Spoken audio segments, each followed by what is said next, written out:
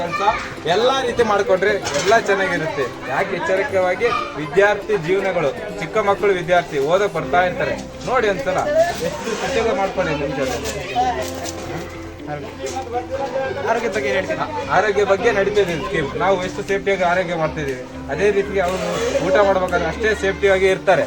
ಇದೇ ಎಚ್ಚರಿಕೆ ನಿಮ್ಮೂರಲ್ಲಿ ನೀವೇ ಮಾಡಲೇಬೇಕು. ಸ್ವಚ್ಛತೆಯನ್ನು ನೀವೇ ಸ್ವಚ್ಛತೆ ಪಡ್ಕೊಳ್ಳಿ. ನೋಡಿ ಮಾಡ್ತಾ ಇದ್ದೀವಿ.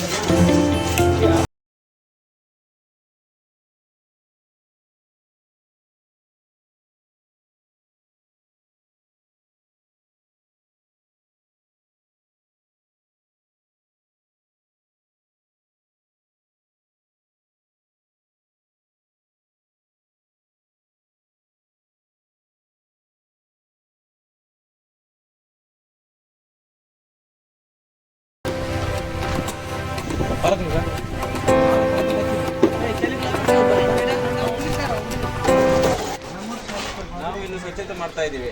ಕಾರ್ಯಕ್ರಮ ಅನ್ಕೊಂಡಿದ್ದೀವಿ, ಸ್ವಚ್ಛತೆ ನಮ್ಮ ಶಾಲೆ ನಮ್ಮ ಸ್ವಚ್ಛತೆ ಅನ್ಕೊಂಡು ಮಾಡ್ತಾ ಇದ್ದೀವಿ ಪ್ರೋಗ್ರಾಮ್.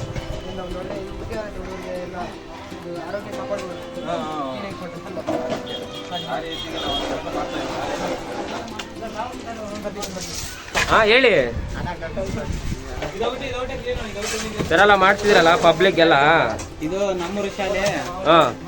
ನಾವೆಲ್ಲ ಅವರೆಲ್ಲ ಹುಡುಗರು ಅದೇ ತರ ಮುಂದುವರ್ಸ್ಕೊಂಡು ಚೆನ್ನಾಗಿ ಮಾಡ್ಕೊಂಡು ಹೋಗೋದು ಅಂತ ಎಲ್ಲ ಮಾಡ್ಕೊಳ್ತಾ ಇದೀವಿ. ನಮ್ಮ ಶಾಲೆ ನಮ್ಮ ಸ್ವಚ್ಛತೆ, ಎಲ್ಲಾ ಶಾಲೆಗಳೇ ಕಾಪಾಡ್ಕೊಳ್ಳಿ, ಸ್ವಚ್ಛತೆಯನ್ನು ಕಾಪಾಡಿ, ಎಲ್ಲ ಶುದ್ಧವಾಗಿರುತ್ತೆ. ಯಾವುದೇ ಕಿಟ ಇರದಂಗ ಎಲ್ಲ ಕ್ಲೀನ್ ಆಗುತ್ತೆ. ನಾವು ನಮ್ಮೂರಲ್ಲಿ ನಾಗಸಂದ್ರ ಮೊಳಕಾಲ್ಮೂರು ತಾಲೂಕಿನ ಚಿತ್ರದುರ್ಗ ಜಿಲ್ಲೆ ಎಲ್ಲಾ ರೀತಿಯಾಗಿ ನಾವು ಮಾಡ್ತಾ ಇದೀವಿ. ಇವ್ರು ನಮ್ಮ ಬ್ರದರು ಸಹಾಯ ಬಂದ್ರು, ಕೇಳಿದ್ರೆ ಎಲ್ಲ ಈ ಕಡೆ ಬರ್ತಿರ್ತಕ್ಕಂತಹ ವಿದ್ಯಾರ್ಥಿಗಳು ಎಲ್ಲ ನಾವು ಕಾಲೇಜ್ ವಿದ್ಯಾರ್ಥಿಗಳು ಬಂದಿದ್ದೀವಿ. ತೆಗಿಯಕ್ಕೆ ಕ್ಲೀನ್ ಮಾಡಕ್ಕಂತ ಸ್ವಚ್ಛತೆ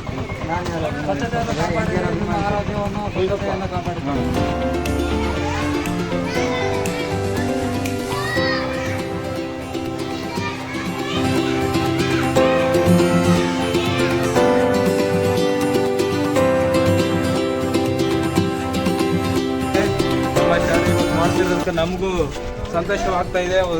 ಚೆನ್ನಾಗಿ ಮಾಡ್ತಿದ್ದೀವಿ ಕೆಲಸವನ್ನು. ಹೀಗೆ ಎಲ್ಲ ರೀತಿಯಾಗಿ ನಡ್ಕೊಂಡು ಹೋಗ್ಲಪ್ಪ, ಮುಂದೆ ಮಾಡಿದ್ರು ಸಮೇತ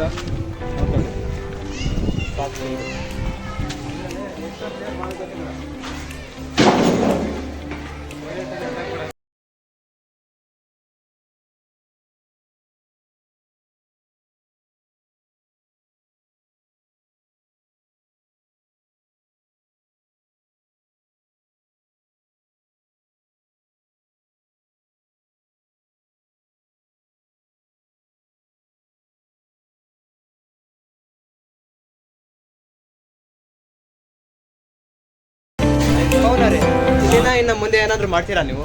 ಇಲ್ಲ, ಮಾಡ್ತೀವಿ. ಈಗ ಸ್ಟಾಪ್ ಆಗಲ್ಲ, ಎಲ್ಲಾ ಶಾಲೆಗಳಲ್ಲಿ ಹೋಗ್ತೀವಿ. ನಮ್ಮೂರ ಆಲ್ಮೋಸ್ಟ್ ಎಷ್ಟು ಶಾಲೆ ಇದೆ ಅಷ್ಟೇ ಶಾಲೆಗೆ ಹೋಗ್ತೀವಿ.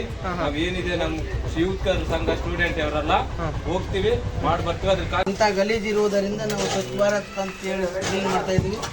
ನಿಮ್ಮೂರಲ್ಲಿ ಗುಣ ನೀವು ಸಂಘ ತಕ್ಕೊಂಡು ಒಂದು ನಿರ್ಧಾರ ತಗೊಂಡು ಎಲ್ಲ ಒಬ್ಬ ಯೂತ್ ಕಾಂಪಿಟೇಷನ್ ಆದ ಎಲ್ಲರೂ ನೀವು ಹೋಗಿ ನೀವು ಒಂಥರ ನಮ್ಮ ಯೋಚನೆ ಮಾಡಿ ಹೋಗಿ ಒಂದು ಟೀಮ್ ಮಾಡಿಕೊಂಡು ಎಲ್ಲ ಶಾಲೆಗಳಲ್ಲಿ ಹೋಗಿ ಸ್ವಚ್ಛತೆ ಮಾಡಿ.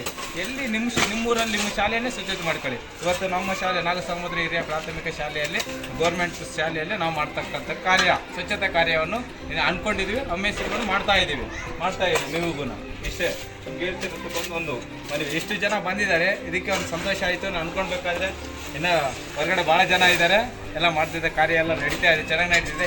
ಇಷ್ಟು ಕಾರ್ಯ ಹಂಗೆ ನಡೆದ್ರೆ ಸಾಕೆ ಸಾಕು.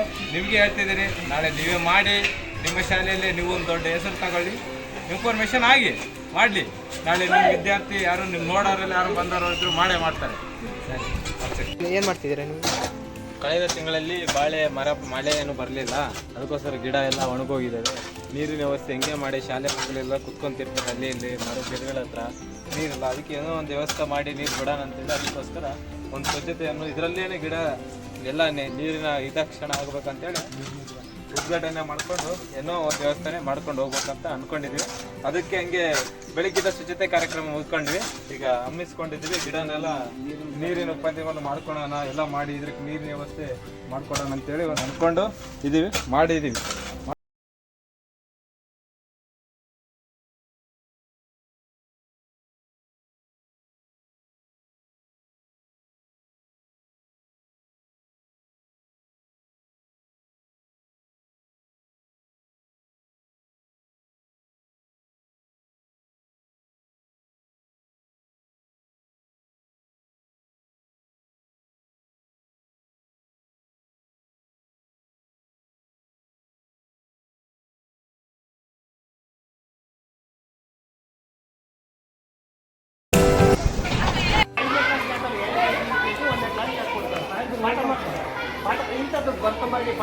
ಹೌದಾ ಇದನ್ನ ಬರ್ಕೊಂಬರ್ರಿ ಓದ್ಕೊಂಬರ್ರಿ ಅಂತ ಹೇಳ್ತಾರೆ 50.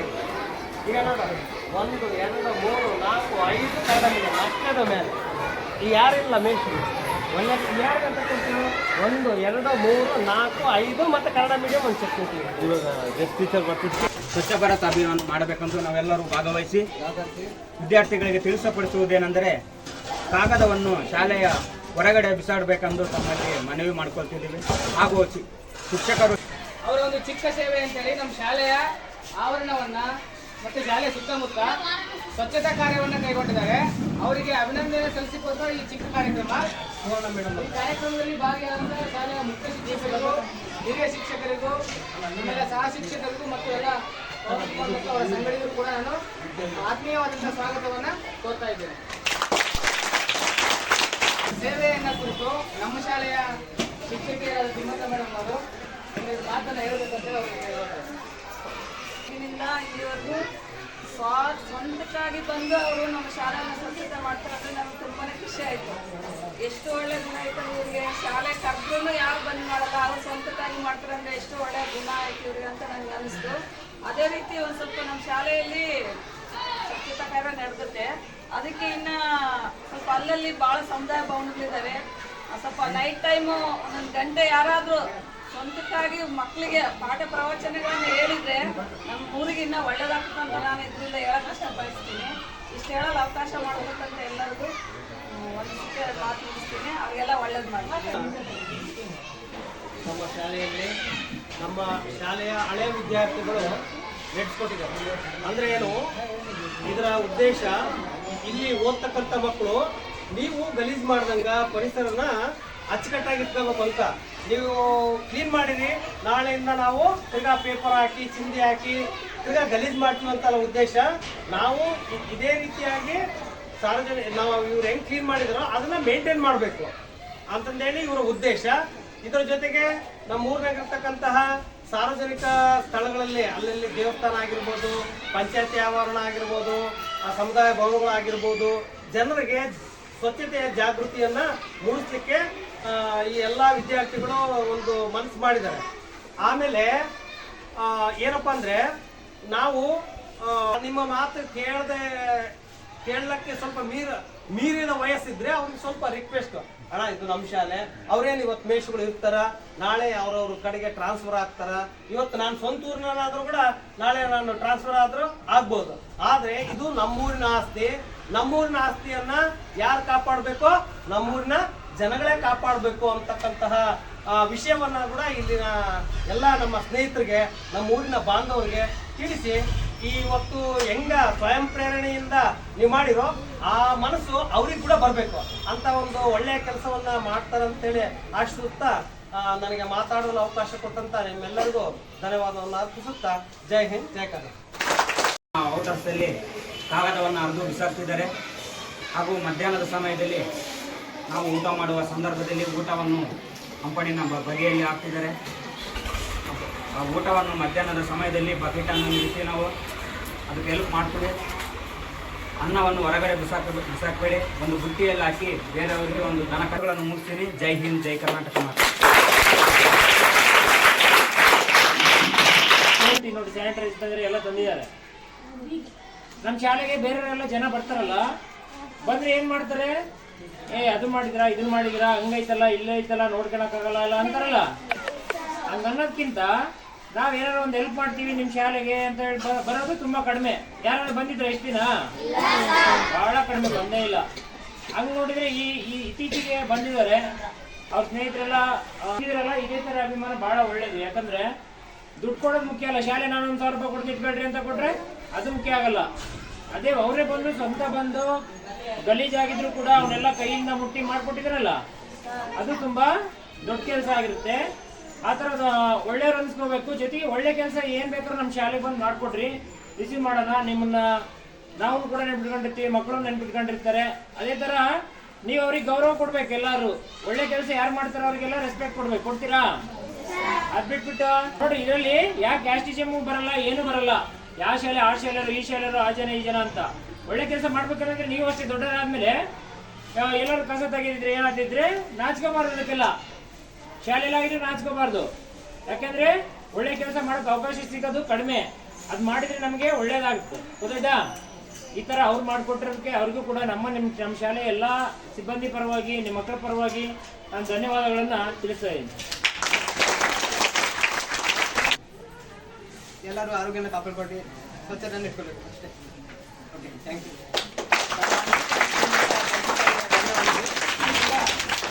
ವಿದ್ಯಾರ್ಥಿಗಳು, ಯಾರಾದರೂ ವಿದ್ಯಾರ್ಥಿಗಳು ಅವರ ಕೆಲಸದ ಕುರಿತು ತಮ್ಮ ಅಭಿಪ್ರಾಯ ಅಂತ ಹೇಳ್ಕೋಬಹುದು.